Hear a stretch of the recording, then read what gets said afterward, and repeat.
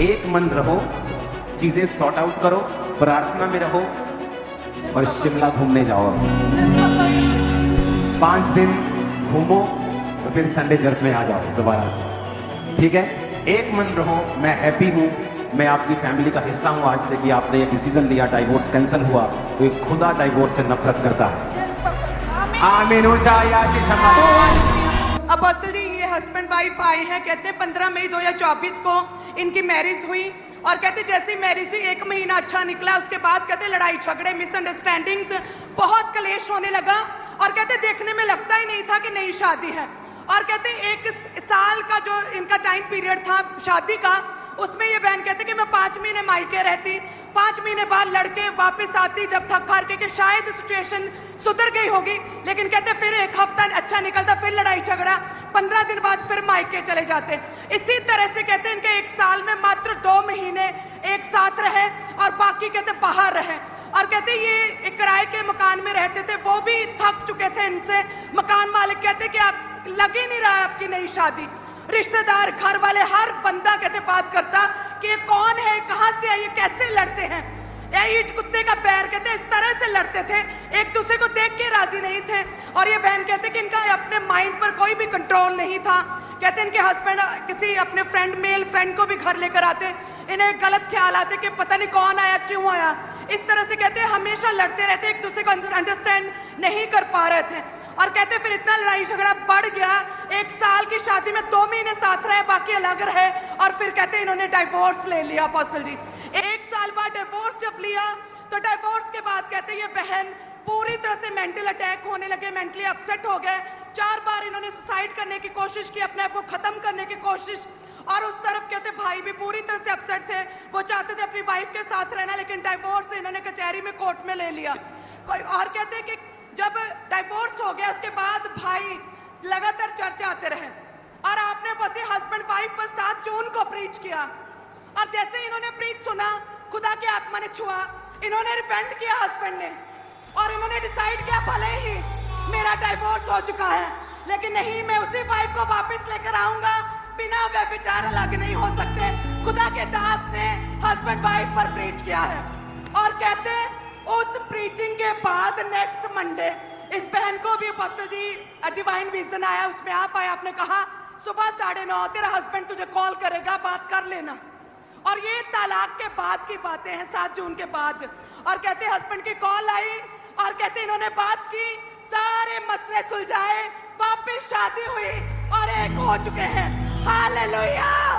छिल्ली पैया वाली आओ हटाइए, छिल्ली पैया वाली आओ हटाइए, रूहे खुदा नु दोस्त बनाइए, रूहे खुदा नु दोस्त बनाइए। सजावा मुक गैया ने, सजावा मुक गैया ने। अपने हाथों को उठाओ। Thank you Jesus. वो एक सॉन्ग है ना, जिनको खुदा ने जोड़ा है कभी उनको जुदा ना करना, कभी उनको जुदा ना करना।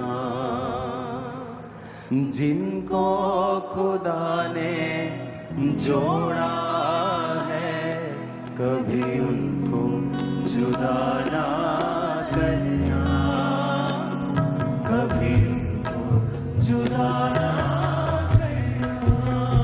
आमीन, आमीन। डाइवोर्स लेने के बाद उस मीटिंग के वचन को सुना और आप एक हो चुके हो। जी।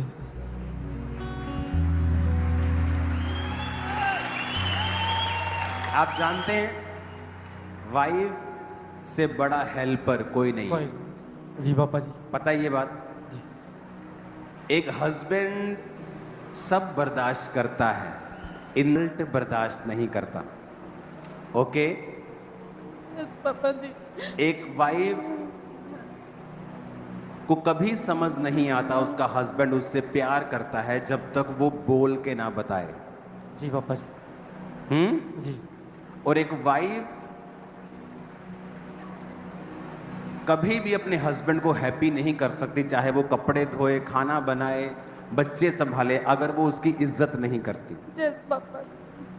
कुछ चीजें आपको रखनी हैं, ओके? जी कभी घूमने नहीं गए तुम लोग शादी के बाद? नहीं पापा जी। मैं तुम्हें शिमला भेजूंगा दोनों को घूमने। आमीन।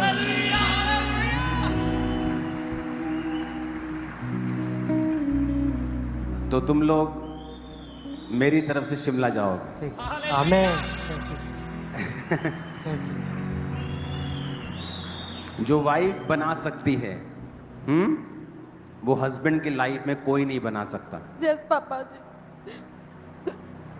वाइफ उसके कैरियर को, उसकी लाइफ को स्टेबल कर सकती है,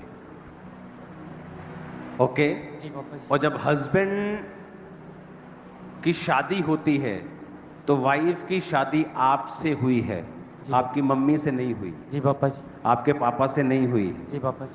अपनी वाइफ को प्रोटेक्ट करना अपनी फैमिली से आपकी जिम्मेवारी है। जी पापा जी। मेक श्योर लोग आपकी फैमिली की, आपकी वाइफ की इज्जत करें। वो तब करेंगे अगर आप भी अपनी फैमिली की, अपनी वाइफ की इज्जत अपनी फैमिली के सामने करेंगे। जी पापा जी। आपका कोई पर्सनल इशू है, उसे कमरे में सॉर्ट आउट करें।